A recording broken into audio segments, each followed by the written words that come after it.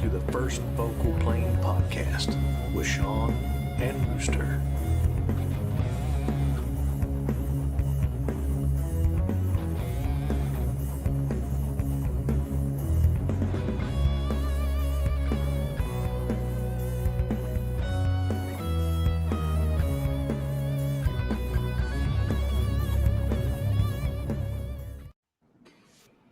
All right. We are here. Already, John's pounding the bricks. Oh. You're late. He'll get over it. Yeah, he will. All right, everybody. Welcome to the First Focal Plane podcast, episode 35.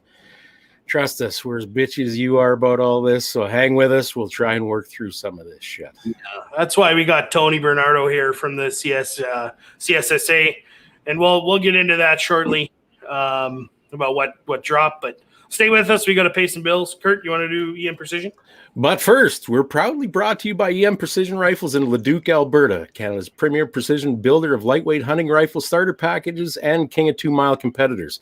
EM Precision has the right stuff to get you running with surgical precision. Find them on Facebook, Instagram, and their website at emprifles.ca.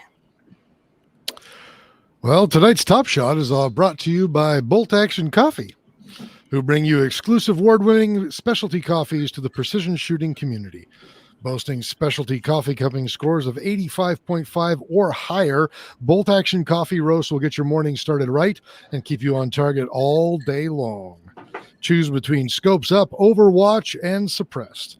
Find them on Facebook, Instagram, and at their website at boltactioncoffee.com. While you're on their website, What? Hey, oh, no, never mind. That's call sign. Go on. Sorry. I'll shut up. Go on. Well, while you're on their website and you're getting yourself some Bolt Action coffee, make sure you use the discount code First Focal Plane, all caps, all one word, and you will get 10% off of your delicious caffeine. Yeah. They got not just coffee, but Yeti mugs, stickers, shirts. Pretty cool stuff. So. They got the stuff. They got the stuff. Speaking of stuff, Call Sign 66 is a veterans-based organization founded to facilitate multi-generational passage of information, ballistic applications, R&D, and shooter development.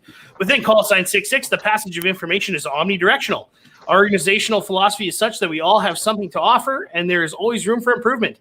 We as a community are our own best asset for learning. Welcome to the Brotherhood. Find them on Facebook, Instagram, and their kick-ass new website developed by Boomstick Media, callsign66.ca. Well done, Sean. You bet. Now, we were going to have one of the guys come on to do a tack tip, but we're going to do that next week. We're going to start doing that every week. So stay tuned for that. Speaking of, I am Sean, Ag Service Equipment Specialist, father of a beautiful child, and perpetual poor. Chris, who are you? Well, I'm a shooting enthusiast, a lifelong martial arts practitioner, and lover of violent pursuits. I like violence. Yes. I am Rooster. I'm a lover, not a fighter, and I'm no fucking good at either. Next. You didn't write that on the show notes. No, I didn't. That was all improv right there. There you go. Okay, well, we are proud to present once again, Tony Bernardo. Tony, who are you? Well, I'm the executive director of the Canadian Shooting Sports Association, and I've been doing this about 25 years. What is this? That's as long as I've been alive. Well, that's as long as you've been alive, exactly. What is this? Fighting the gunfight in Ottawa.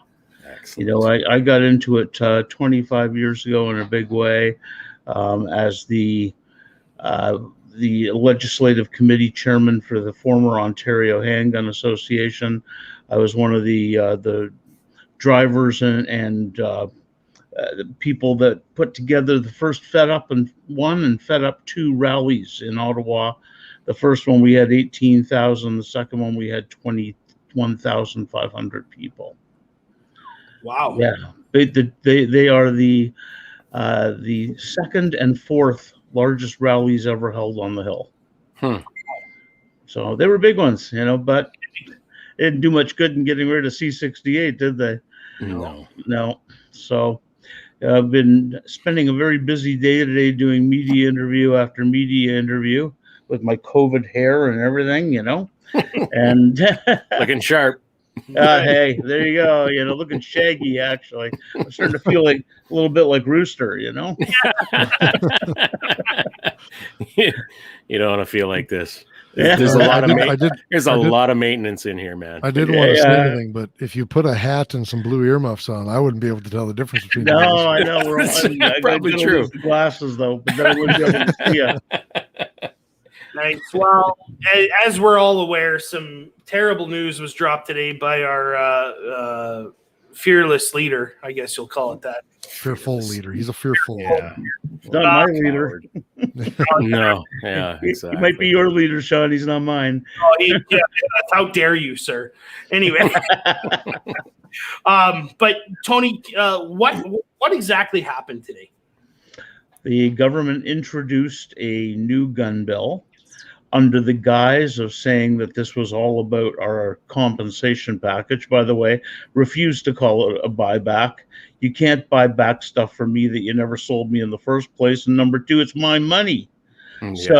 Yeah. So forget this buyback crap. It's a compensation package for property that the government wants to steal from us. That's exactly what it is. Mhm. And the only reason they're going to give us any compensation at all, if it ever happens, is because they have to. British common law says they can't steal our property without compensating us for it. We'll see if that actually comes true. So they dropped this bill on us, half of which is almost incomprehensible. The gobbledygook in this is just unbelievable. They seem to have sections in here that have nothing to do with firearms whatsoever. Well, at least they remain consistent. Yeah, indecipherable. Yeah. Mm-hmm. But there's a bunch of things in here that they claim were supposed to be here and aren't.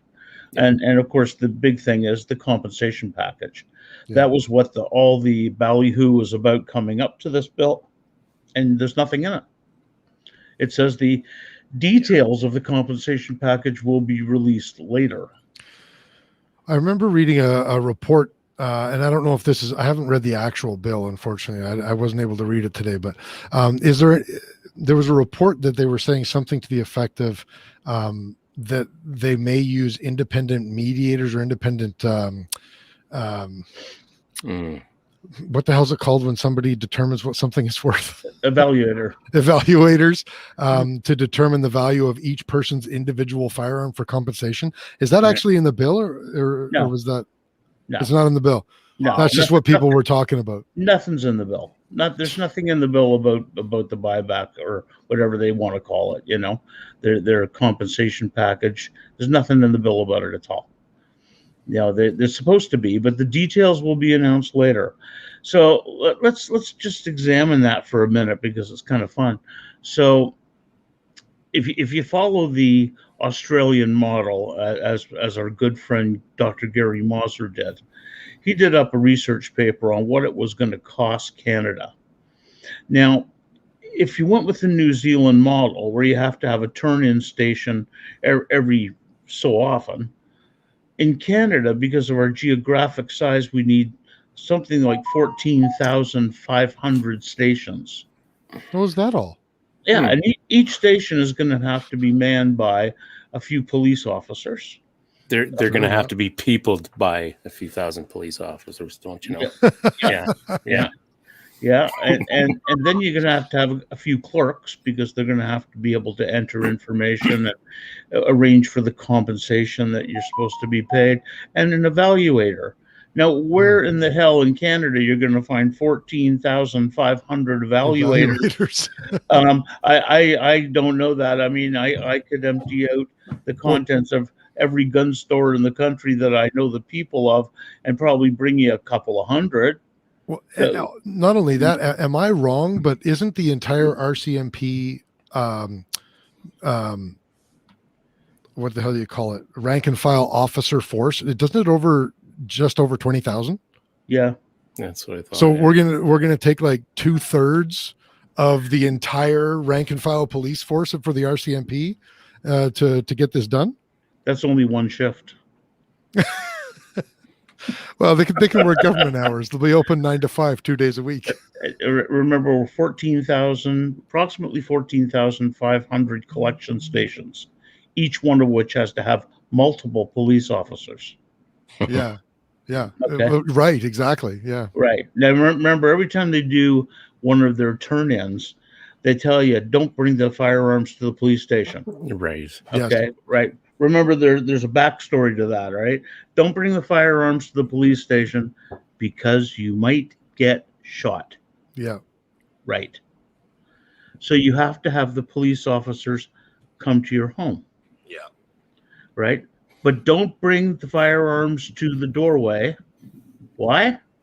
Might get shot. Because you might get shot. All right. Just let them into your home so let they them can into your home search. so you can give up your constitutional rights. Has anyone done any estimates on how much gas that'll use? Because isn't our prime minister also supposed to be going green? I can't imagine you could even beat the gas that's coming off of Parliament Hill. But, you know, it's going to be a pile. But remember that if they have to come to your home to get them, every single call is a gun call. Every call. Right. Right. Yep. Watch the stats go up. Right. And you're going to have every single call, at least 2 uniforms and 2 guys armed with AR-15s aiming at the door. Every single call. 2 cruisers at least. And how much is this going to cost? So, well, and what's happening in the meantime, too, when all these resources are being used up to do this shit. And Cosmoline sales are going through the roof, and boating accidents are running rampant. Not just that. No, you know, Chris, I appreciate criminals. I appreciate those jokes. You know, they were funny. Were past tense. You know, but right now, guys, you know, I don't feel this is, you know, people have we're giving it to Mike from Canmore and boating accidents, and you know, if everybody donated $1 for every time they made a joke, we wouldn't be in this problem. You know, it would. I don't know. Sorry, Chris. I'm not trying to put a damper on your joke, but it's, you know, I've heard it enough, and it's just it's you know, now is the time. Well, 5 years ago was the time to get serious about this, and now here we are, you know, reaping the rewards of inactivity. And do you think that this is because gun owners aren't being serious, though, Sean? No, not at all. You do, Tony? I do too. Tell me about that. Okay, well, you've got your community here that's so divided they don't know which way's up. Exactly. Okay, you know, we brought out information about the ordering council bills that should have just rocked the hunting community onto its butt. And they said, "Oh no! Bill Blair put it up on Twitter." You're wrong. I mean, you have a 14-page long legal opinion that says you're right. You have dealers who were able to actually get videotape of them on the phone with the Canada Firearms Center saying this single shot crappy shotgun measures 20.5 millimeters in the bore. Is it prohibited? And they said, yes, it is. Okay. But no, Bill Blair put up a tweet. We have a community here that believes what they want to believe. Yeah. And you can't tell them anything about this. They believe what they want to believe. So let's play make believe for a moment and say we've got 2.2 million people all facing one direction, which would be bloody fantastic. And I tend to agree with you, Tony, that everybody's pointing a different direction, and half the people that are pointing in opposing directions, even though they're on the same fucking side. But let's assume for a moment that we had everybody all in line, 2.2 million people strong, spread across the country. Is that enough to vote out Trudeau? Because do we think that firearm owners are responsible for the fact that Trudeau got reelected, or is still in power to make this idiocy? I wouldn't want to say they're the only factor that got Trudeau elected. Certainly our last Conservative leadership was weak, and that was unfortunate. Yeah. But you also had prior to that the Harper election, where you had a whole bunch of gun owners saying the problem is all solved, the gun registry is gone. Right. Yeah. You had another whole bunch of gun owners saying, "Why that son of a bitch, he didn't do what he promised he would do, so I'm not voting for him." Right. And the Liberals come right up through the hole. Yep. I mean, the problem is that most gun owners are so damn convinced of their own self-righteousness that they don't listen. They have no concept 100%. of what's going on. Yep. You know, they're right, and damn it, don't you dare tell them that they're not right. A quick perusal of any gun forum or any Facebook page that's devoted to guns will highlight that. But Very true, Sean. Yeah. let's get back to what was announced today. So, Tony, Okay. you talked a little bit about it, but what else we've talked about what's missing, but what else is in there? Well, let's talk about what else was missing, Okay. because this is important too. They kept saying that they're seriously strengthening safe storage requirements. Nothing in the bill. They're coming by regulation after the bill is voted into law. Oh man. Okay, so before you get panicky about this, though, the one thing I can tell you, I really truly believe this is an election bill. Oh, Yeah. definitely. Yeah. Right. With this particular bill, as you see it right now, I don't think has a snowball's chance in hell of ever seeing a committee. Okay. Right. Because I mean, the scuttlebutt on the Hill is that somewhere in around the end of March, they're going to drop the writ and go for an early June election. And then you're seeing some other signs of it, like right now, over the weekend, Trudeau announcing that he procured like 40 million doses of vaccine, and all is well in the kingdom. And don't worry, by the time the summer's over, every single safety. human being, dog, cat, and canary in the whole bloody country will have been vaccinated 9 times. Yeah, I suppose we can believe him this time. Sure. Of course we Yeah. can. Not that he's ever lied, No. but they're setting the stage here. They're setting the stage here for an election. Yeah. Okay. Now the antis, they've really made the antis angry, but you got to remember the antis are very few people. Okay, But they're very vocal. Oh, as well. and they're powerful. They're skilled at what they do. Don't ever mistake Wendy Sukier for being anything but a skilled lobbyist.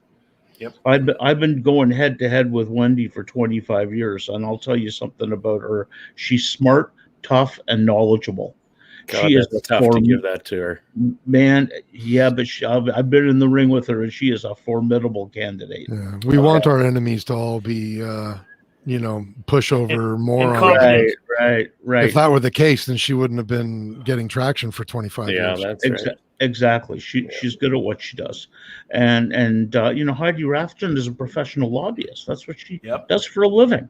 Yeah. And she's good at that too. And I mean, she's not cutting her teeth in the gun thing.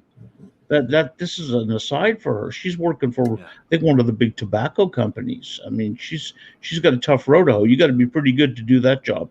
Yeah. So Wait, she works for a tobacco company? I gotta quit smoking. I believe so. She's good. She's going to get you, Sean. Yeah. Well, that's it. Sean's quitting smoking. In the middle of the night, when you suspect at least, she's going to pounce. Heidi Rafton. Ha! Anyway, the point is that our guys underestimate these people. Yeah. However, their numbers are few. That means during an election, they really don't carry that much clout. Okay, they're vocal and they're playing into the liberal narrative. Yep. And so it's worthwhile for the Liberals to kowtow to that right up until push comes to shove. And then there's just simply not that many of them to swing an election. Sadly, our community has put ourselves into that same situation. Right. There's a small, dedicated, hardcore group of people that are in this year in, year out, but most of them just drift in. When they want to go deer hunting and they're back out again 3 weeks later. And there's a lot of people that say really, really dumb things, and the media makes the most out of that. Yeah. And while we could be a hugely powerful group if we had the cohesiveness to make this work, it's simply not the type of people we are. We're all lone wolves. You know, everybody wants to be, you know, part of the pack, but they want to do their thing, right? Yeah. Yeah. So the Liberals have set the stage for this, and they've set the stage for their election. They've done something that's really, really woke and really, really left, and hopefully all their followers will go, yeah, that's right. We get rid of all those evil and bad guns. But then they've really angered the antis, because they didn't go near as far as they said they were going to go. Gee, does that sound familiar? Yeah. You know, they didn't go near as far as they were going to go, and so the antis are stomping around. This particular bill is going to be dead. I'm reasonably sure of that. Okay. Well, that's good news. I hope you're right. Well, it's good news, except for the bill that's going to replace it, that will get passed. Exactly. Yeah. Right. The Liberals win again, and you watch what's going to happen. It's C-68 all over again, in my opinion. No, it's not. No, it's not. No, it's no? Not. No, not even close. Like not worse? Not even close. Are you talking about in scope, or are you talking about how it's being passed when you say it's like 60-68, Sean? Well, it's going to be back to the registry again. It's going to be, I see. You know, in scope. The same impact. Yeah, the scope, the paradigm shift, if you will. You don't think so, Tony? Not even close. Why is that? Well, because you're not affecting everybody. This stuff affects a very small portion of gun owners. Mm-hmm. Okay, C-68, it hit everyone. Remember, before C-68, you didn't need a license. Yeah. You know, the only registrations were for pistols, and you only had to go get them at your local police station. There wasn't this huge, monstrous bureaucracy dedicated to oppressing every single thing you did. C-68 was a monumental problem. We went from almost no restrictions to being one of the tightest restricted countries in the Western world. This is a little tiny niche. Now, don't misunderstand. I'm not saying it's not important. Yeah. Every one of these things is important. Mm-hmm. But in terms of the scope of the whole 2.2 million gun community, not even close, guys. Not even close. As a matter of fact, most of the hunters couldn't give a damn. You're And you're mentioning this twice now. I wanted to ask you about this because this is something that I did notice with this bill. And, you know, you look at Bill C-71, and it did kind of affect the majority of gun owners. But still, in a lot of ways, the hunting community wasn't so concerned about C-71. Then the OIC comes in, and it very much like directly affected hunters. You know, it banned multiple large hunting calibers. Like you mentioned before, there was the whole 12 gauge single shot shotgun fiasco. And then the RCMP starts updating the FRT and specifically banning all kinds of firearms that are really hunting firearms. And it seems like since May 1st, there has been much more of a rallying from the hunting community, and if I can say, maybe even just a little bit of a bridging of the divide that has been keeping hunters and sport shooters apart throughout this whole thing. And I wonder, when I saw this, because it seemed, like you said, to affect a very small number of firearm owners again, and it made me think, have the Liberals learned a lesson here, that if they go after everybody, and then there will be some cohesiveness, and that's going to be a problem for them passing gun legislation. And so with this bill, they're taking out small segments for the divide and conquer again. Do you think there's anything to that? Absolutely. It's the death of 1,000 cuts strategy. Yeah. Okay. And the Liberals, bear in mind too, they're not stupid either. Mm-hmm. Okay. That's why they keep winning government after government for the history of Canada, because they're not stupid. And they looked at the mess they made out of C-68, and they had the entire community. And in that time, it was almost 2 million people then. Mm-hmm. And they had the whole community up against them, and they lost government over it. Okay. Yeah. Well, when they brought in C-71, did it affect hunters? a handful of them, an absolute handful. Okay. It affected hunters like me because for years my primary hunting rifle was a Ruger Mini 30. Yeah. It's a great deer rifle, you know. And of course, it's now sitting in my gun room all orphaned, but you know, it's like, Yeah. you know, but it affected the elephant hunters. But how many elephant hunters are there? In Saskatchewan? Well, you guys have had elephants, but it's been a while, right? Yeah. Years, yeah. Ours were the furry kind. Yeah, the furry kind. Yep. Yeah. But you know, the point I'm making is that in the overall scheme of things, the closest we got to affecting hunters was over the 12 gauge shotguns. Yep. Yeah. And did you see how fast the government reacted? Yeah. Bill Blair was on Twitter within hours. The RCMP changed their website. They didn't change the FRT. When you went into the FRT, it said in there that the bore diameter was measured from the end of the forcing cone to the muzzle. CBSA's information said that too. We were correct. And then they come up with this instant, brand new measuring system that they say is used all over the world, but it's not used anywhere except here. Yep. and now they've actually officially changed all the CBSA documents, you know, to reflect the fact that that's not what they meant because they screwed up. And when they screwed up and it was everybody's 12 gauge shotgun on the line, my God, you wouldn't have believed it. My phones lit up 24 hours straight for about 3 days. Wow. Well, every farmer, every duck hunter, Everyone. It was insane. It was insane. So they backtracked on that 12 gauge thing really, really quickly. Yeah. But you know, in fact, they didn't. They just put up this big smoke and mirrors thing. Yeah, they just gave lip service to backing off of it. Yeah. It's not true because no matter what rule the RCMP decides they're going to measure guns by, it's just a policy. They can change it tomorrow. They can change it as fast as they changed it last time. Yeah. And that's been backed by was it an Alberta judge's decision now with that one Section 74? They said that the FRT is just an opinion. Oh, that's old. Yeah. Seriously, that goes back well over a decade. Yeah. So it's not the first time that it's been. No. Yeah.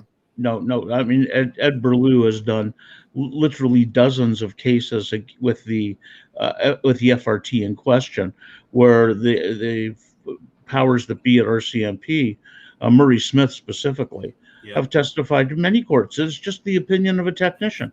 Yeah. That's all it is. Yeah. And yet, but you see, the problem that we have is that the police services of the country treat it as the law. Yeah. Yes.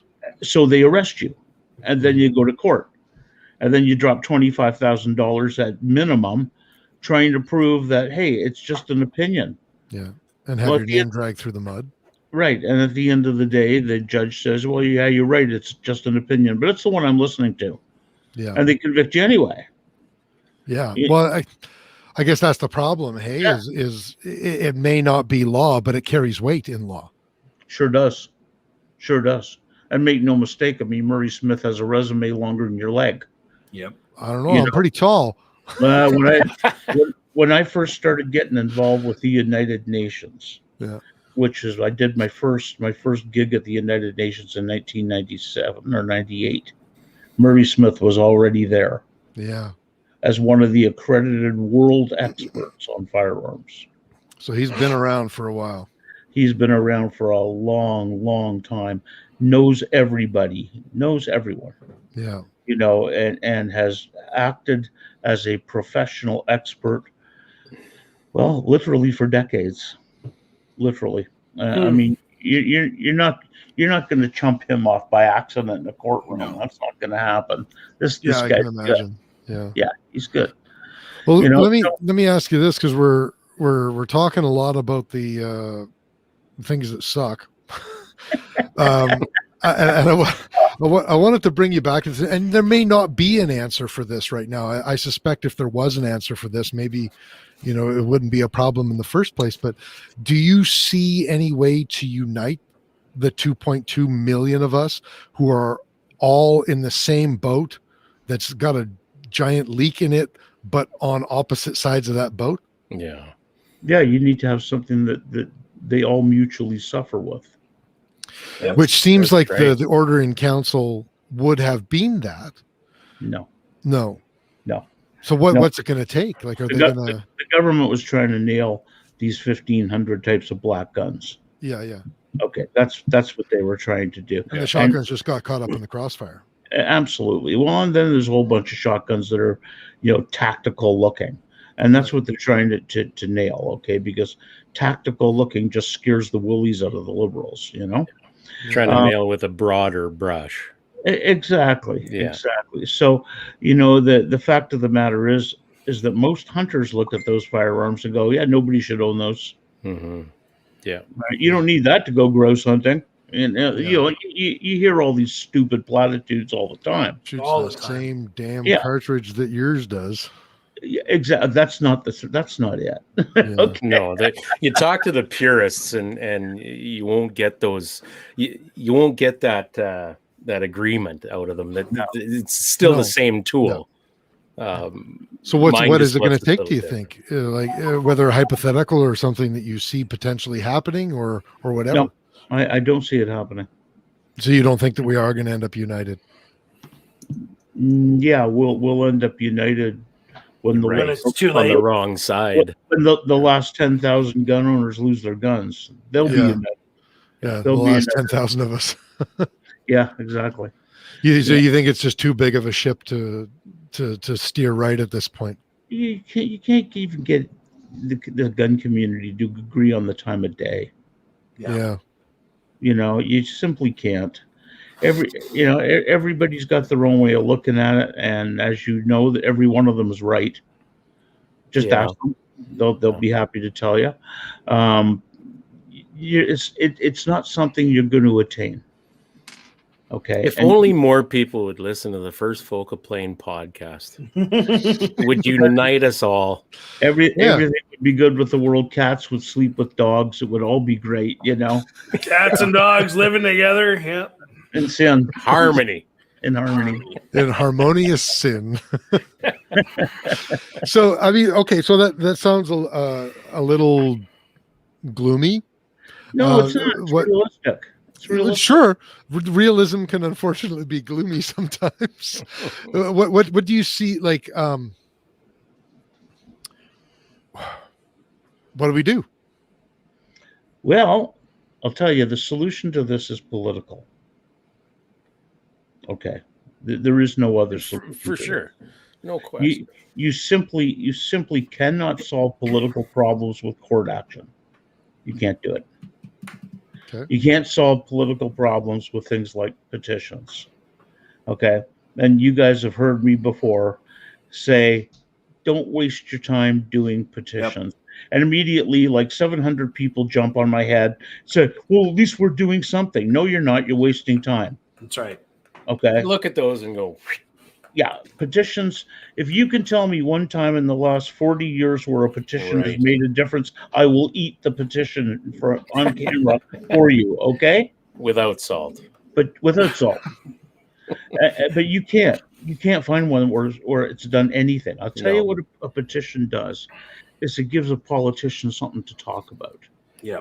Now, if you it's an indication of what's out there that they have to defend against and work around. I understand that when they have the petition, when a politician's got this petition in his hand, he can go and he can stand up in front of the House of Commons and say, I want to talk about C-71. Yeah.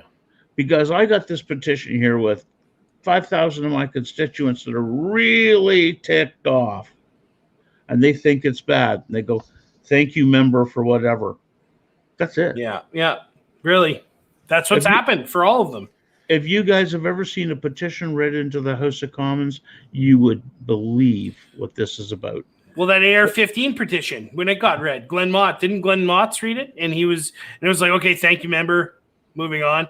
Right. Pretty much just got shut down because when you read a petition, you're supposed to apparently just like read the synopsis or something and that there is a petition or something and he was going into details and they don't hear details.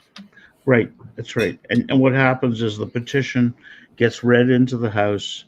The pages note the numbers. They put them into the Hansard and the petition is destroyed. Yeah. That's it. Yeah.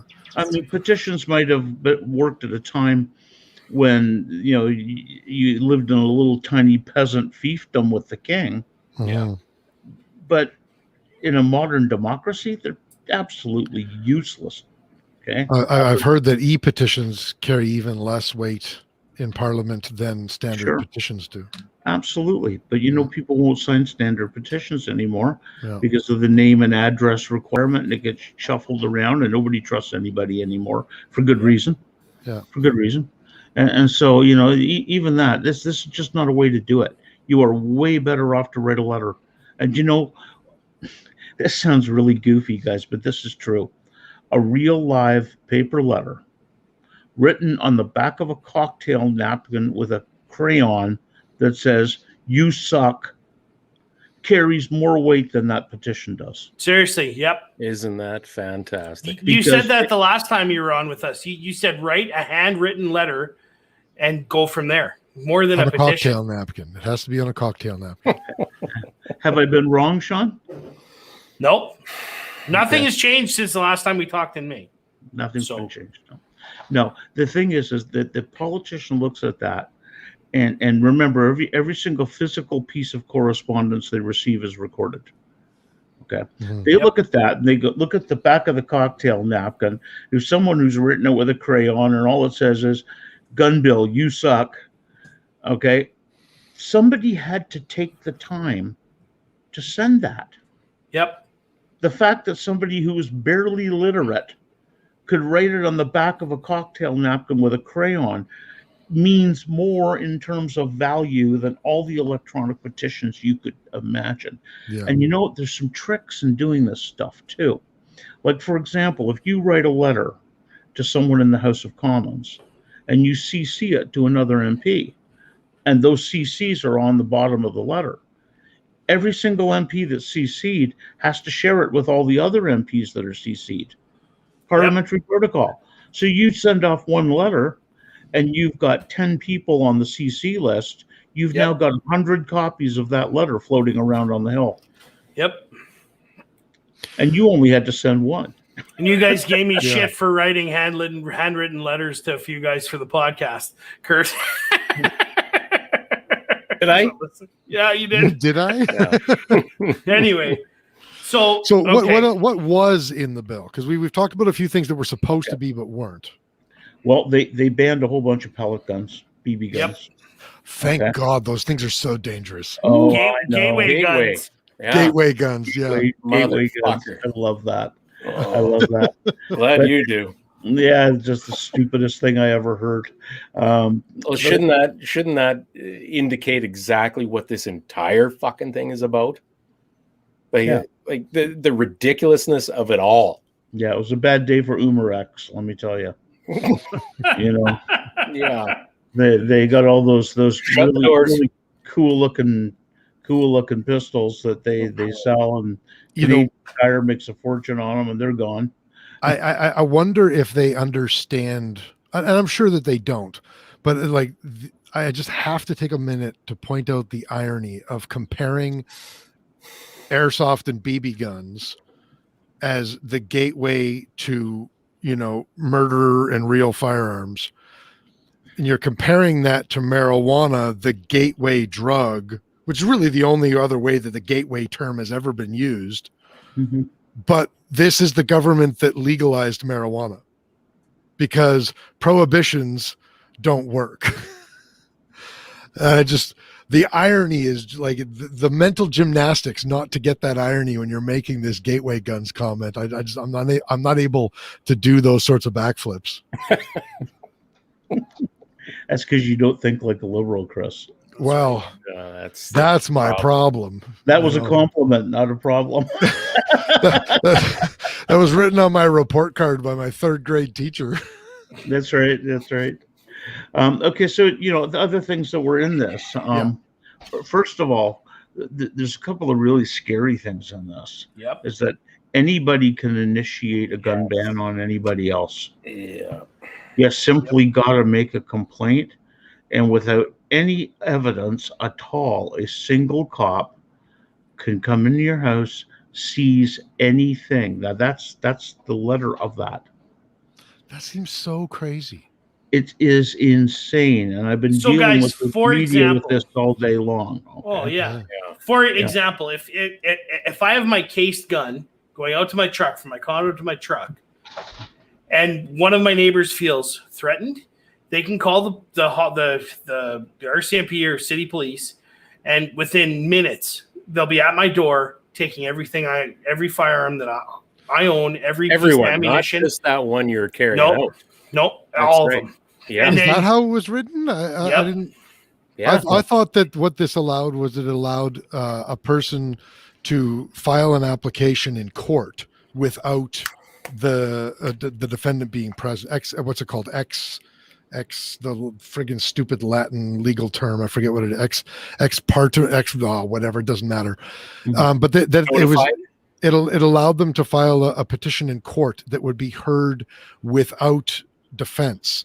And that there still had to be merit to that person's argument, and a judge still had to issue it. No, that's no, I where think you- it has immediate effect. Yeah, that's where you're into the weeds, Chris. A judge does not have to hear it. A judge does not have to hear it. No, that is a mechanism that's in there.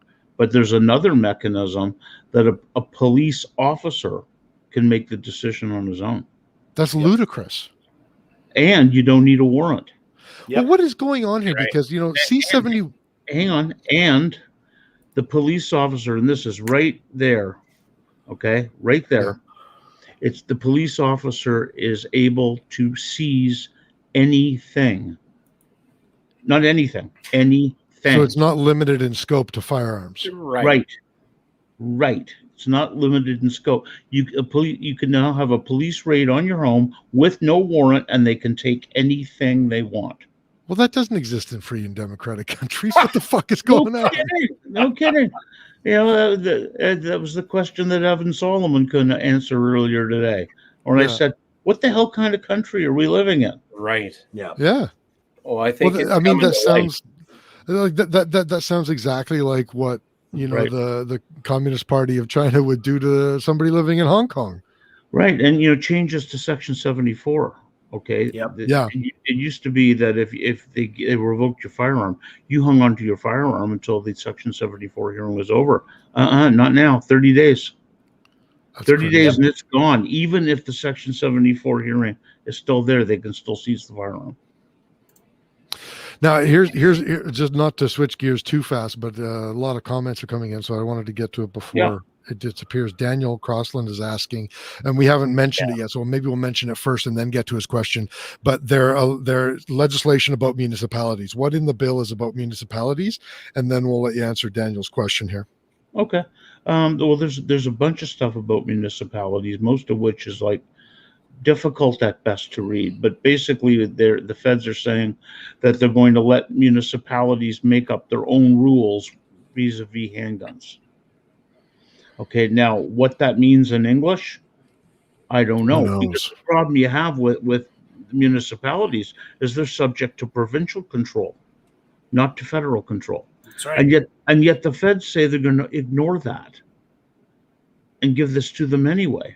I mean, this is Well, why don't we just ignore the whole document of confederation? well, Right. that's exactly what it That's is. where we're going. Yeah. The Charter of Confederation is the thing that bestows those powers on the various entities. Right. Yeah. So they're going to go directly contrary to the Charter of Confederation, which they probably don't care about because they're trying to push the West out anyway. Yep. But this is legit. They're going to ignore this charter, and Saskatchewan has already passed law Yep. to say that municipalities can't do this. Doug Ford has added like an over my dead body. That's going to happen in Ontario. Mhm. And I'm sure that Jason Kenney would not have much to do with it either. So, it's going to be a real interesting showdown when the feds have to deal with the provinces, because we have a confederation of states. All of our provinces are individual states. They're individual entities that are confederated together to form a federal whole. Mhm. But each one of them, that's why they all have their own legislatures, because they're all their own entities. Yep. And when we're talking about things like property rights, they are exclusively provincial jurisdiction. Isn't there a lot of federal overreach though above that? Oh yeah, sure there is. That's I think that's the problem we're dealing with, or you're right. Against. You're right, Rooster. That is the problem we're dealing with, and it's becoming more of a problem all the time. And that's why you've got provinces that are very serious about leaving. Because the federal overreach is starting to become a kingdom. Yeah, that's right. Yeah. Well, I've only been alive for 40 years, but I can't remember even my parents talking about, I don't know if there ever has been a minority government in the history of Canada that has had this much authoritarian power. Oh, fuck, no kidding. No. And got away with most of it, for Christ's sake. Yeah, COVID's done that. I mean, they invoke the emergencies thing, and COVID gives them the power to act like fools, and away they go. Yeah. It's not hard. They were doing a great job before COVID. I know it's not hard to get the Liberals back like fools. That's one of the things they do well.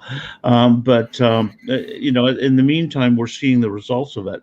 Now, you had some questions, Chris? Well, you answered it in what we were talking about, because Daniel Crossland was just asking if a municipality does impose their own control legislation, would that not be impeding on provincial jurisdiction? And you kind of touched on that in the answer. So you answered that. Shane Monzer always had one earlier as well. Oh, sorry, not that one. I got it, Kurt. Oh, you got it? No. Isn't there a legal requirement for notification? For example, non-restricted to prohibited. When criminalizing a citizen, isn't there a legal onus to notify? Yeah. That's what read it out just for the audio listeners, because they can't see it. Isn't there a legal onus to notify each owner of the status change, and how is that feasible on non-registered firearms? Well, there's no legal requirement. No, I think it's the onus is on the citizen to know what the law is, regardless of whether it came out this morning or last year. That's how they play that. You ever heard the old saying, ignorance of the law is no Absolutely. excuse? That's right. I've heard it several times, yes. That's what they're talking about. Yeah. Not the least of which is not an excuse, Mr. Rose. Yeah. Is that, as they were saying, put your hands behind your back? I'm not going to say. I'm not going to play your little game here, Tony. Get the car. You know what, Rooster, as long as the statute of limitations is passed, just let them entrap you. Chris, we don't have a statute of limitations. Well, you know what? Ignorance of the law is not an excuse. That's right. That's right. Okay, so what else was in that bill today? Okay, so one of the things that's really scary here is that the municipalities can pass a bylaw that has the force of criminal code law. Yep. A municipality passes a bylaw, you don't obey it, and you go to jail for a bylaw. Yeah, that seems pretty nutty, hey? That's insane. Like, I don't see how that particular thing would ever withstand its first court trial. I don't see how it could ever withstand it, Yeah. The other thing we're going to have is we're going to have a balkanization of the entire gun control. Oh, that I hate that term. Anyway, go on. Yeah, you're not wrong. Balkanization. Yeah, we're going to have one set of rules here, one set of rules there. Now let's just suppose that you're a competitive shooter, okay? And I'm going to pick Ontario just for fun, because it's a really big place. And you live in Cornwall, and you're going to drive 24 hours straight to shoot a match in Kenora. And you're going to go up across Highway 11, where you've got hundreds and hundreds of kilometers where there is no alternate route. How do you know that every single little municipality you're passing through doesn't have a handgun ban enforced? Right. Mm-hmm. And what happens if you happen to just get into a car accident with Mickey the Moose up there, and you wind up with the policeman standing beside your bed saying, "Why do you have guns in a gun-free area?" Yeah. Well, correct me if I'm federal wrong. law. Correct me if I'm wrong, but isn't that why our legal system was created to be more blanketing for an entire group of people in one country that are citizens of a single nation? Isn't that the whole purpose of that whole thing? You mean So that the opposite of balkanization? Yeah. Yeah, that would be it. Yeah, Yeah. that would be it. Amazing how That'd be that works. Yeah, exactly. So there's that stuff there. That whole municipal thing is just nuts, and they make some illusion in there. And quite honestly, guys, you gotta understand that this thing is hours old for me too. Yeah. And while we've had our lawyers looking at it all day long, it's flap A fits into slot B, which connects to lever C and goes inside D, and you've got to figure out all those relationships. They had months and months for a team of lawyers in Ottawa to write this thing, and we've had hours to figure it out. Yeah. Okay, so there's still a lot of stuff in there that we haven't got to yet, and will be as the days go by. But let's face it, though, as the Liberals write legislation, there's probably all kinds of stuff in there that they don't even realize yet. I guarantee it. I guarantee it. It seems to always be the way. Yeah. There's going to be a period here for the next few weeks as we go through this thing. But the worst part is that, like I said, I don't think this bill's going to survive the election. As soon as they drop the writ, the bill dies on the order paper. Yeah. But what happens if the unthinkable happens and the Liberals are returned to power? What if it's a majority government? That's a problem. What if it's a big majority government? You have the NDP being led by the most ineffective leader in their history. Get the Bloc siding with everybody that's not the Conservatives. You have the Bloc siding with everyone who's not the Conservatives. And what happens if they come back with a Liberal majority? Man, we are in trouble. Yep. Move to Ohio. Yeah. Well, but in reality, what are the options? That's it.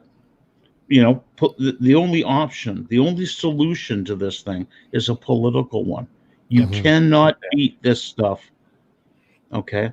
Remember when these governments, all governments in Canada, write legislation, they got 100 lawyers over in the Department of Justice. That's their job, to make sure that every I is dotted and every T is crossed, and all the references that go back to things like the Charter and the rights and freedoms, Confederation, all that stuff. Every one of those things is looked at. Trying to find an edge where you can beat them in court, that's tough. That's really, really, really tough. Because they hold the cards, right? So the average gun owner, just inherently with gun ownership comes personal responsibility, and it tends to be that way, that gun owners believe more in personal responsibility than a nanny state taking care of them wrapped in bubble wrap. Yep. So what happens if your average gun owner really sits and thinks about this and says, you know what, I need to take responsibility for the direction of my country, and gun owners show up in force? I mean, I think it's already happened in the West. I mean, the fact that you can't find any color other than blue in Alberta, Saskatchewan, most of Manitoba, and all of the interior of BC, really kind of tells you that the West is on board with this. So what happens if Eastern gun owners get on board with this and they say, look, I may agree with, like, I don't know, maybe the PPC more than I do the Conservative government, but the PPC has no chance of getting elected. So maybe I should vote strategically this time. What happens if that happens in the next election? The Conservatives may win. Yep. The gun community, how can I word this? The gun community is not large enough and powerful enough to swing an election by itself. no. But it's a huge block if they vote en masse. Huge. Yeah. Absolutely huge. Remember, too, that in most of the elections that go by, there are more conservative voters in Ontario than there is in the entire West. Yep. Yeah, Okay. that's true. It's Yeah. just the power of the big cities that vote left, you know, and I don't know how to deal with that situation, because we have a situation across Canada where everybody believes in one person, one vote, right? Mm-hmm. Right? That's the basic tenet of democracy. Yep. But we don't Well, have that. Well, we do. What happens if you have one person, one vote, and most of the persons are in great big urban centers Yeah. Yeah. and tend to vote Liberal? Maybe they should be urban governments then. Maybe they should be. Leave the rest of us the fuck alone. Well, Maybe- yeah. Maybe we just don't have enough in common with all different Yep. aspects of that's Canadians. That is so clear. Yeah, Absolutely. and you know, the government has been talking for as long as I can remember in my life about this cultural mosaic and how, you know, Canada is strength is diversity. Yeah, Is but it? there's no Is it? cohesive. There's no Right. There's no cohesiveness in that diversity. That's right. Diversity is the opposite Zero. of cohesion. Fucking right. That's right.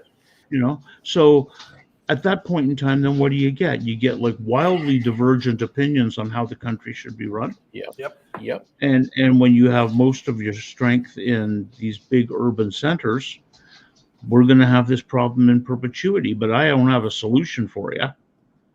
You know, everybody still believes one person should have one vote, and I think that's a given.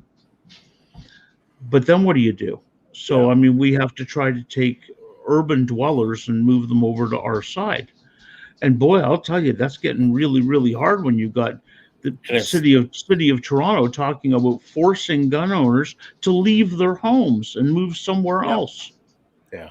Wow, really? Yep. No Well, kidding. Vancouver's the same way. I know. The announcement is just in its infancy when the mayor announced, we're as soon as this comes into power, we want to ban handguns in our city. And so if you're a handgun owner in Lower Mainland BC, look out. Probably Victoria, Calgary, Edmonton, Saskatoon, Regina, you know, to an extent, you know, but I guess Saskatoon and Regina doesn't count, but And neither will Alberta. You know, if push came to shove, Kenny would pass the same legislation that Mo passed. I'm not so sure that would happen in BC. No. But you not see with Oregon. this gives another opportunity, though, to the gun community if they choose to rise to the occasion. Yeah. And this opportunity is that they have the power now to influence politics on a local level. Mm-hmm. And that's way easier than fighting the federal government. Mm-hmm. Way right. easier. The citizens of Vancouver that own firearms could easily swing an election for a councillor. You know, That's true. the numbers that make up votes in municipal elections are almost ridiculous. Yeah. Definitely. You know, the councillors will win by like tens of votes. Literally tens. And we just had Gil White on from the Saskatchewan Wildlife Federation Firearms Committee, and he was saying the same thing. You know, he's actively engaging provincial politicians and city politicians for a case that just happened today, right? You know, we're going to need to engage those guys. You know, just whether it's just your counselor or your MLA or whatever the case may be, with the province you're in, you need to engage those guys and start the dialogue and say, hey, this is affecting me personally, and this cannot go down. Right. Exactly. You have a lot more individual power in a municipal election than you do in a federal one. And, you know, so it's not like there's no silver lining to this. If the feds are going to let the municipalities create gun law, well, you've got a lot more power in a municipality than you do in a federal election. Well, if you get off your butt and do it. Yeah. Mike Heineck brings up a point, or in universities, right? Where and the Canadian University Shooting Federation, great work, you know, and grassroots programs like Project Maple Seed, like any local programs you can get out at your gun club, you know, Boy Scouts, cadets, all that, you know, martial arts. There you go. There you go. But people have to realize that when they get into shooting, there is a political component, and I'm sad to say that. is. For sure it is. Yeah. shouldn't There's no be. such thing as I don't get involved No. in politics. There's if you have a no gun. separation there anymore whatsoever. No, and that saddens me to say that, because what we do has nothing to do with politics at all. That's right. But the politicians have made it their go to the month to get gored, and Yep. so we have to fight that. We have to fight that. I just want to tell you guys. Sorry, go ahead, Kurt. Well, I'm just wondering, like, we're just talking about votes at the civic level, all that kind of stuff. Like, why then? We're bummed everybody out. I know, hey. Suck it up, why princess. Then would the Liberals pose this thing this way? Given the power to the municipalities to make those decisions, if that's generally a loss for them, isn't it? Yeah. Why would they have done that? I don't understand that. Well, like you said, they're not expecting this bill to pass. Hot potato, you're it. Okay. There's a lot more handgun owners out there than there are black rifle owners. Sure there are. A lot more. And they tend to cover a larger spectrum of the society. Okay. There's black rifle owners in every spectrum of society, but handgunners tend to be even more diverse. And there's a lot of people out there, a lot of handgunners. 1.1 million handguns in the country. So they give this hot potato over to the feds, from the feds over to the municipalities. Let them deal with it. Now we don't have to make the decision. Nobody's going to be mad at the Liberals because they didn't make the decision. Mm-hmm. It's Yeah, politics. that's right. Eh? Sneaky politics. Yeah. They're not going to be mad at us because we didn't have the balls to make the decision. That's what it is. I would imagine there's also a component that, it starts if they don't make the decision, they don't have to take the blame. But if they don't make the decision, they're also not the ones who are facing the political backlash. They're not the ones who are going to be facing the charter challenges. And it's going to cause provinces, certain provinces, for specifically the province of Saskatchewan, it's going to cause them to start fighting with their own municipalities instead of fighting with the federal government. Absolutely. Now, I'll give you one more real nasty here, okay? The antis are already doing this. Yep. Yeah. The antis are into the municipal politics like you wouldn't believe. Yeah. And we notice it at CSSA because we have like many, many, many ranges all over the country. Yep. And so we get to see how many of them are going through municipal problems. Yeah, that's ranges so true. being shut down over noise complaints, over pollution complaints, and any kind of crap that they can use to try to get the range shut down. And it's happening all over Canada. The antis are already into the municipal governments. Now, the good news is that we've had a number of go-arounds with municipal governments. They're a hell of a lot easier to beat than the feds are. Okay? They're a lot easier to beat. All you got to do is just put up a small show, and they usually back right down. So even if that takes 10% effort, that's 10% of your effort that's not directed towards the federal government for that time. That's correct. Yeah. It means 10% more effort. Yeah. Just to maintain the pressure on the federal government. Instead of, you have to do it as well as. Yeah. And as they do this, the group of activists, the activist gun owners that are out there, which are not near as many as you think they are, not near as many as you think, they're going to be spread even thinner. Mm-hmm. So you've got to do what you could do through your podcasts to make sure that you can get the word out to people as best as you can get. People got to get involved. They got to get involved. Well, let's do that then. Listen here. Straighten up. Fly Big right. Finger. Straight up, fly right. Do the thing that you're supposed to do and vote for the right people and get the word out to the right people and quit being a dick to people who don't agree with you, because the people who don't agree with you are the people that you need to agree with you. So quit being a dick and make them agree with you, and then we'll get our guns back. That is a chilling message right there. Hear, hear. I have tears right now. Whole new I version of apologize. safety. I Might have carried apologize. more weight if you didn't have pink wallpaper, for Christ's sake. I'm sorry you had to hear that, Tony. No, that's okay. I've heard worse. I talk to the liberals sometimes. Yeah. There you go. Yeah. So, Yeah. see, you said this is a political issue, but what can the ground? We've touched on it a little bit, but what can the ground folk? What can the boots on the ground people do to get I like this ground going? folk better. I think that's a new one now. Ground folk. That's going into the dictionary, pal. The Yeah. folk with boots on the There. ground. What can they do in their day-to-day activities? You said engage your city councilors, your RM, your municipality councilors, Mhm. your Reeves, etc. But what about provincial? Should they be going after their MLAs, member of legislative assemblies? Yes, No. because the province has the power to stop it. That's right. Yeah. You know, like John Tory can bitch and whine in Toronto all he wants, but unless Doug Ford says, "Yeah, go ahead and pull the trigger," it's not going to happen. That's right. Okay, they have Pun jurisdiction over municipalities, Stay home, Yeah. Tory. right? So remember that. Yeah, absolutely. The feds are trying to spread the fight out. Yeah. Okay, they're trying to make it so that we're spread too thin to be effective in any place, and it's not the No. truth. The federal government's the hardest thing in the world to change.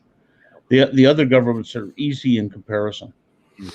Okay, just get involved. Get your folks to get involved. And I know it sounds like I'm a broken record, but the only solution to a political problem is political action, guys. That's right. it.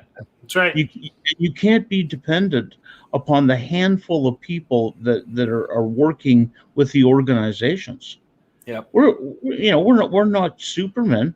We're outnumbered like 20-1 by the MPs, Yeah, let alone anyone else. Yeah. let alone anybody else. You need to have lots of people doing this. And I don't mean to denigrate any of the folks that have been doing it, because there are lots of good gunnies for out sure. there that work their butt off, and we appreciate every one of them. But we need more. We really do need more. We don't want to be the That's last an interesting generation. call to action, Tony. I think that the average person, this is my own personal opinion, I think the average person looks at what's going on. They look at the federal government and they're like, that old adage, you can't fight City Hall. Well, then multiply that by 3 and there's your federal government. And I think, especially in the West, the average person just feels like, well, it's the federal government. What can I do about it? Before I even cast my vote, the government has been decided. But you're telling, like, perhaps maybe even a little too subtly, and that's why I want to mention this, what every individual person can do, regardless of the fact of whether you can touch the federal government or not, you can affect your community, your block, your direct neighbor, your school, your whatever. Right. And it's not going to happen by in Canada, especially. Like we gotta understand our audience too. Nobody is going to be listening to somebody who walks into their workplace with an AR-15 strapped over their back. Yep. You know what I mean? However, and I had this conversation so I've got a husband and a wife that train at my gym. The husband 2 weeks ago is talking to me about, hey man, like, do you know some guys that are doing the possession and acquisition license course? Because I want to get my license. So I want to start hunting. Then like a week later, I'm talking to his wife, completely unrelated. She starts talking to me about how she's anti-gun. There'll never be guns in her house. So I had a half an hour long conversation with her. She had no idea about licensing in Canada. She didn't know about the what goes along with licensing, like the continuous eligibility screening. Anyway. Yeah. She had Yeah. no idea. Yep. She had no idea about AR-15s. I had to go on YouTube and I showed her a picture of a 223 or a 5.56 next to a 7.62 by 51. And she's like, really? That's the AR-15 one? But that one's so much bigger. And I said, well, you ain't seen nothing yet. Here's a 30-06, you know? Mhm. But at the end of the half-hour conversation, she's basically convinced that her and her husband are going to come shooting with me. Fantastic. Good work. And in Saskatchewan, that's probably not going to make a huge difference in terms of the federal government, but it can make a difference in my municipality when they vote civically. It can make a difference provincially when they're voting for their MLA. Remember, And and you think about the network aspect of it too. for sure. And you know what? If I did the exact same thing, but I lived in the GTA, that certainly can have an effect federally. look, absolutely. Remember the rule of the preachers. You convert the savages one at a time. One at a time. And I think the big part is just don't be a dick about it. Yeah. Right. Oh, it's so true, man. Like so many people are Yep. like, I don't know what it is. It's gun culture and it's martial arts culture. People think this macho, Daniel Shaw is very quickly becoming one of my favorite gun celebrities because he's a badass former Marine who is just like, love thy neighbor, man. Like when he was on our show and he said like this thing in our culture was like, I give 0 fucks. He's like, that's backwards. It's completely backwards. We need to give more fucks. We need to care more about the people around us. And that's all it freaking takes to win over the people that we need to win over, really. That's it. Yeah. Don't put a fucking 44 Magnum in their hand if they've never touched a gun before because you think it's funny. Oh, it's like Tony was saying earlier that there were all kind of lone wolves out there. Yeah. We do have a sort of community, but by and large, we're lone wolves and we do our own things and we're all right. All that kind of shit. So that's part of the problem. It's if we grab people around us and bring them into our fold and let them know what's what in the gun world, I think it would be a hell of a lot better rather than the standoffish, get out of my circle kind of thing. Go to your gun club and tell them you want to do a charity shoot for your city council. Yeah. Okay, and you're going to donate $1,000 to the food bank plus whatever you can scrounge on the firing line. You're going to get $1,000 into the food bank. You invite all your city councilors out there. Only half of them show up, if that, and they have a great time. Yeah. Now, what do you think's going to happen the next time somebody wants to do a ban? I'll tell you, when we started doing the MP shoot, which of course we couldn't do last year because of the COVID, and probably won't be able to do it again this year because of the COVID, but every beginning of June, we do a member of parliament shoot. We've been doing it for 10 years. What the fuck? You wouldn't believe the results of this. This is the most effective lobbying I have ever seen. And the reason being, because they try it. It's not scary. It's a lot of fun. And they come off the firing line. We have a rule. We have no politics. We do not discuss politics. Yep. That's one thing. The second rule is no cameras. Yeah. Okay. Yeah. If the MP wants to take a picture of themselves shooting, great. But you don't take a picture and post it up on Facebook. Yeah. There's not going to be or parading or whatever. Right. Exactly. None of that crap, and we don't allow guests at the range while this is happening. It's a completely private event. We scrounge up some Timmy's sandwiches and donuts and coffee and stuff like that so people don't get hungry. But you do this for your city council. How many people are you talking about here? 10? 20? Yeah. Right. Yeah. Right. If they all show up. If they all show up. Exactly. Yeah. But you only got to convert the savages one at a time. And if you can convert half of them, you've got a majority. Yeah. That's right. And your municipal gun ban isn't going to happen. Now, in doing what the feds did, they inadvertently handed you an opportunity. For sure. Because it's way easier to convert the municipality than it is to convert the federal government. Mm-hmm. Okay. I think for me, what it all boils down to, if we put all of the nuance and all of the BS aside, not that nuance is BS, I'm just both of those things. But if we put all that aside, what it comes down to is we are trying to, as gun owners, are trying to tell our government that we are adult enough, responsible enough to be able to make our own decisions on what property we own and what pastimes we engage in. And so for me, it's time to nut up and put our money where our mouth is.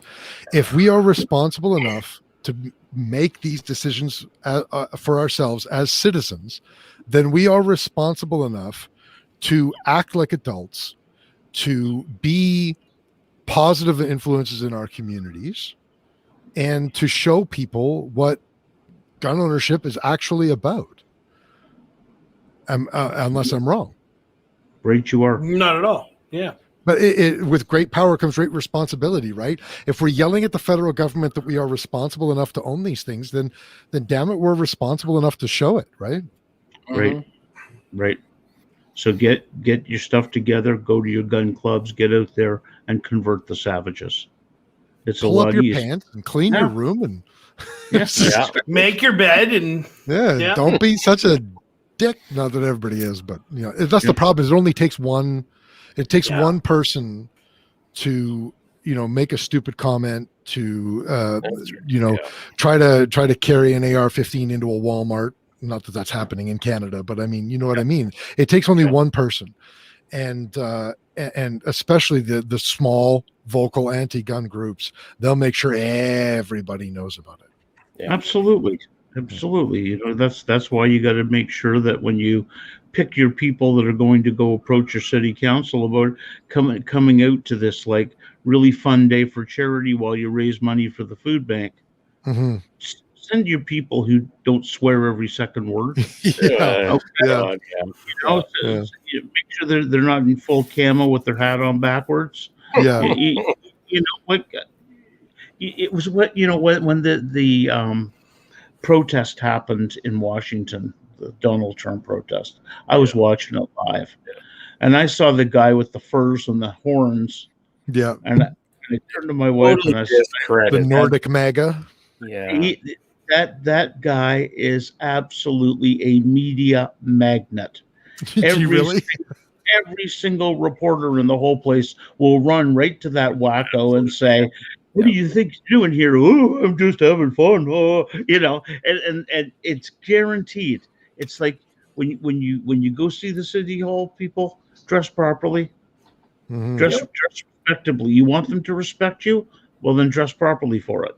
Leave the camo at home, okay? And people don't even think this, because with our folks, we're simple people. We really are. We're not complicated people. We wear our hearts on our sleeve. We're honest. We're decent. We're kind to children and pets. I mean, we're just simple folk. We don't think that what we wear transmits a message. But it does. That's true. Yeah. It does. It very much does. And you can pick them out at every range. Don't send him, okay? Don't send him. That's great. And when you do your charity shoot for the local food bank, make sure the people that are there coaching one-on-one, got to be one-on-one, guys. Yep. Okay. Make sure the people that are there coaching reflect the same attitudes. Yeah. You want mature people who aren't going to start browbeating a politician. You want them to have fun and understand the joys of shooting. Yeah, that's right. 11 days ago, we had in Saskatoon here, we had a Canadian University Shooting Federation event at the Saskatoon Wildlife Federation. And it was obvious that there were some people that were nervous. They were curious, obviously, because they were there, but nervous. Several first-time gun shooters. And as soon as they went in there, we had two fantastic guys in the indoor range, that took them through every step of what they needed to do. They came back glowing. Yep. It was fantastic. And Who are they, Kurt? Give them a shout out. I can't. Oh man, I'm the worst guy in Western Canada for names. You should be able to go to the range now. They're probably still frozen to the ground. You're not wrong. You It was Dude and Buddy. going to the range again. Buddy and Guy. right away. Yeah, Yeah. Buddy and Guy. Sorry, guys. That's okay. Oh, I It's hope okay. they're not listening. I've been to Saskatoon in February more than once. No. Well, You it's had literally your- the worst month. Oh, you had This your was your AGM in 2015 there, I think, and it was Yeah. and it was right in the middle of January or February, and I'm just like, why, Tony? Why could we not do this somewhere else? No, it was in April. It was Well, in April. Was that Yeah. in April? Oh, okay, never mind. And there wasn't that much snow. No. Well, it was minus 36 the other night when we Yep. were doing this. Yeah. That was a natural minus 36. Hey, that's That didn't right. count the wind chill. Yeah, But No, it's a that's dry right. cold, Chris. it's a dry cold. I was really dry when I got into my truck. I can tell you that. Yeah, freeze dried. Yeah, freeze Oh dried. my god! Well, But that's the thing, that realizing what it is to shoot a gun and Yeah. what's all involved, and the comfort when you know what the hell you're doing, and that it won't actually jump up and bite you.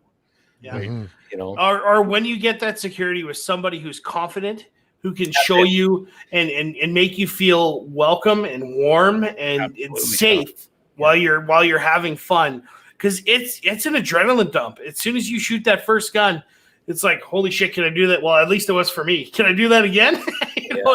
And you have to corral that excitement and make it a positive experience. And props to the guys at the Saskatoon Rifle and Revolver Club, because they're phenomenal out there. So Yeah, they're Yeah. wonderful. Yeah. yeah. all right on. I'd Well, just like hey, to say that Sean always makes me feel warm and welcome and safe. thanks, buddy. He's that You're guy. He is that guy. You guys scare me some days, you know. It's okay. We've got a safe word. It's all good. We're a loving community, all on our own. Yeah. I know you are. I know. I've been there. Yeah. What were you saying about don't send the nut jobs to do the ambassadorial work? I don't own camo pants, so we're on. You know, I just hug everyone. there's things that matter to politicians, you know. That's Yeah. why they become politicians, you know. So one of the things that matters to a lot of them is environmental stuff. Okay, now no matter what you think of environmental stuff, remember that they think it's important, otherwise they wouldn't be advocating stuff. So you have the opportunity to show them how virtually every single part of shooting is recyclable. Yeah. Yeah. Right. You mine the berms for the lead, you melt it down, you reuse it again. You can also sell it. You reuse your brass. You know, the powder is a natural fertilizer after it's burnt Yep. out. Yeah. You know, this is stuff that you get to tell people about. Mhm. All the paper, the targets that you shoot are all recyclable. You know, so that's the kind of item. You know, learn a little bit about the counselor if you can. Mhm. Learn what interests them. You know, show them how you can fit into their world, and they can come out and have fun. You wouldn't believe, by the way, how many you convert. That's right. They become shooters. They really do. Yeah. Just like the university people you were talking about. You know, they come off the range, they're glowing. They want to do this again and again and again. You've just made a lifetime shooter out of them. Yeah, absolutely. 100%. It's like a teenage girl at a Backstreet Boys concert. Yeah. Giggling. I got to ask how many Backstreet Boys concerts you've been to. Yeah. Okay. Never been to The a question is, concert. how many has he been kicked out of? That's right. It's more appropriate. Yeah. By the girls, no less. Okay, that's enough of that. Or like Anyway, how many Alright. I've worked in security at. well, Tony, I want to give you a big thank you for coming on the show tonight. You were phenomenal. Thank you for taking time out of your busy day today. Thank you, Sean. This Thank is you. phenomenal. We're not quite done yet, so hold tight. Do you have any shout outs this week, Tony? Any what? Shout outs. Anyone you want to shout out or? Oh my goodness, there's so many people. There's so many people. I got to give a big shout out to Ed Berlew. You know, he's been poring over this bill, you know, learning all these legal nuances. The guy's encyclopedic on this stuff. I got to give a big shout out to some of our friends in the Conservative Party too, and I'm going to let them remain nameless, but they know who they are, and they've been doing some great work. I mean, we're not without friends, guys. This is not hopeless. It's not hopeless. No, it's not. It's just it seems very daunting right now. It's right? Huge. It's huge. Honestly, I've been facing this juggernaut for 25 years. Yeah. And it never goes away. God bless you, man. This is the face of insanity, okay? There you go. You need a better cackle. And if you're going to claim insanity, I'll feel better after I get my COVID hair cut off. You know? There you go. Mr. Chris, who do you got this week? I'm going to shout out the 2.2 million gun owners in this country who are all of a sudden going to wake up and all face the same direction like a fucking Roman phalanx. And we are going to get rid of this government in the next election. let's do it. Maybe a little bit of like optimism, but you know what? Fuck it. It could happen. It has happened. Absolutely. It has happened. You're right. It has happened. And God damn it, let's do it again. Yeah, Sure. Roman phalanx. Talk to everybody you know. Talk to your friends, your family, your relatives, your old Aunt Hattie. Talk to everybody you know. Let them know that this bunch of liberal people, they need to go. They really need to go. They are a bunch of lying you-know-whats, and they need to go. Yes. And it doesn't even have to be a bipartisan thing. No. Like, just because this liberal government is trash, you don't have to go tell a lifelong liberal that liberals are trash. No, That's right. Just go and tell them this government, like it doesn't have to even be an ideological debate. This government has factually lied and lied and cheated and lied and lied. This government needs to go. Yep. You bet. Agreed. Thank you, Sylvia. There you go. Sylvia's a good gal. You know, Yes, she is. It's too bad we couldn't make like up some special toilet paper rolls for liberals. Oh, and on each square you put a different lie. That is such a good racket. Hey, I think you just came up with a Fortune 500 idea. that's right. Submit the patent application, the trademark right now. There you go. That's it. Wasting no time, sir. That's right. Kurt, who do you got this week? Canadian University Shooting Federation and the Saskatoon Wildlife The Federation. two nameless awesome dudes. Yes, starting to do the Buddy and Guy. Buddy and Guy. God damn it. Next show, I might have some names for you. There were 21 of them out that night. And plus the guys, including me, doing the work, facilitating. There you go. Yeah, trying to get that started in the university here at U of S. No There you kidding. go. Right on. Well, I want to end the shout-outs by saying a big thank you to Tony Bernardo and the CSSA for all the work you guys are doing day to day on the Hill. You guys are phenomenal. Thank you. And thank you for coming on the show with such short notice, Tony. I know that this is a big step. It's, 10:30 your time, I think. So thank you, sir. I appreciate it. We can never discount the fact, we can never discount the work that you guys do there. And especially considering you've been probably rolling since 6 a.m. This is huge. So thank you, sir. Yeah. I'm going to bed. Yeah, no kidding. Where can people buy a membership to the CSSA? You can go to our website, CSSA-CILA.org, go to membership and just go through the motions there, and we welcome everybody. And what does that cost? $45 a year. There you go. Okay, and many membership, many gun range memberships throughout the country are partnered with the CSSA. That's right.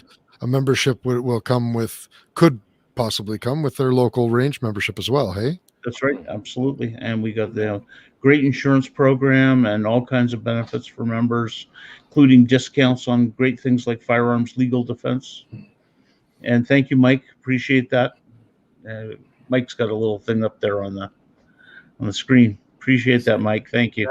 There you Mike's go. a good dude, man. He's involved in the Canadian University Shooting Federation as well.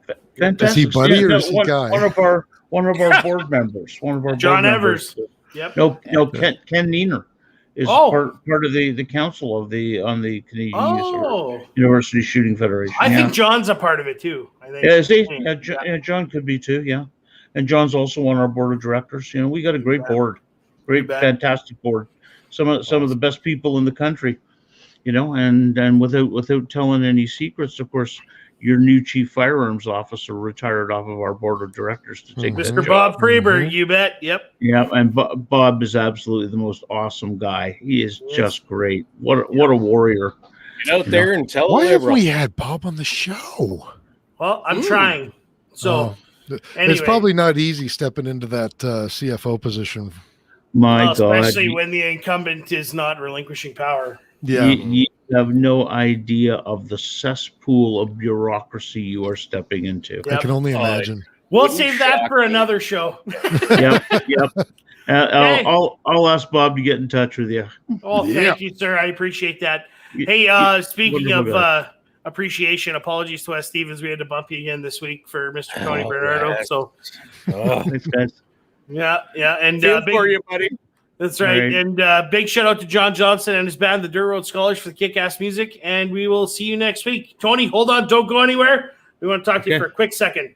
Just wait for the video. Thanks, guys. See you next week.